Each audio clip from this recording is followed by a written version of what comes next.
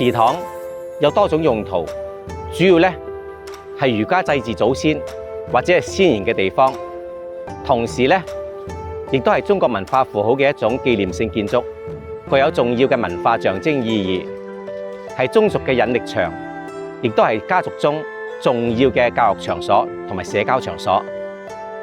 因為某啲歷史原因，北方地區嘅祠堂基本上都被推倒、砸爛，或者改造成辦公場所等等。而南方呢，比如福建、廣東、安徽、浙江、江西、廣西、湖南等等，較為重視傳統嘅地區呢，仲係有比較多嘅祠堂得以保存嘅。廣東人祖上大多係從北方遷徙過嚟嘅，佢哋感念於先輩背井離鄉嘅辛勞，感念於喺呢度落地生根嘅艱難，感念於族人徙居於此嘅人心滿散。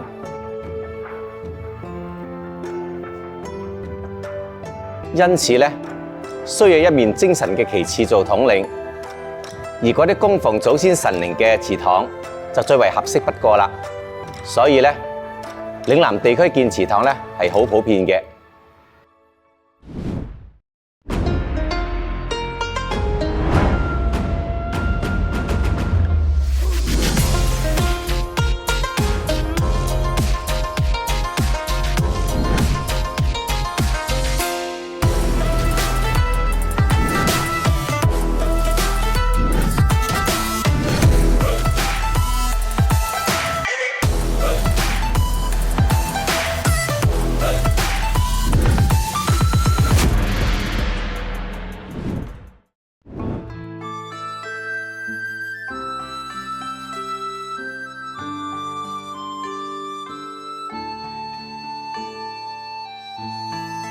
咁樣喺一個村落裏邊，如果有多個姓氏，村民對集體認同感唔高嘅話咧，祠堂係唔會好多嘅。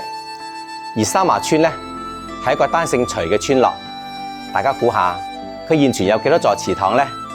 答案係有22座，冇錯，係有22座嘅。可以講咧，佢係祠堂嘅大觀園。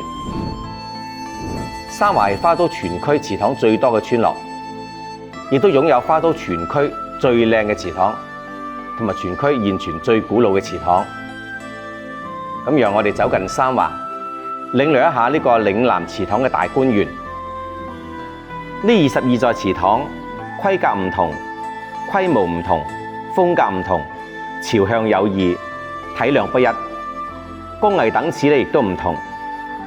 錯落有致咁樣散佈響湖畔民居中，顯得尤為高大氣派，使村落古韻生輝。至正大夫祠建築群係花都祠堂之冠。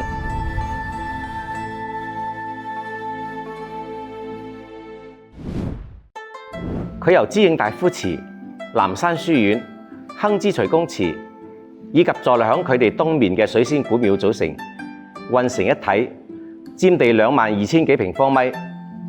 後面仲有2座後樓，居高臨下，高端大氣。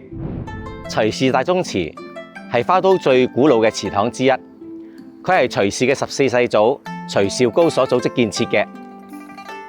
咁到咗明代嘅嘉靖年間，民間先至被允許修建祠堂，而呢一座祠堂嘅石額名稱咧，係由明代嘉靖14年嘅進士趙崇信所題寫嘅。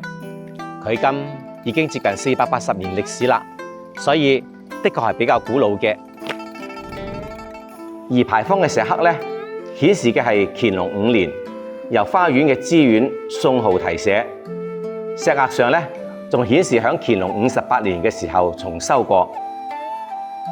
如今嗰一座座嘅祠堂依然屹立響呢片寧靜嘅村落中，散發住無窮嘅魅力同埋歷史嘅回聲，總能喚起後人對於家族嘅心情同埋思緒。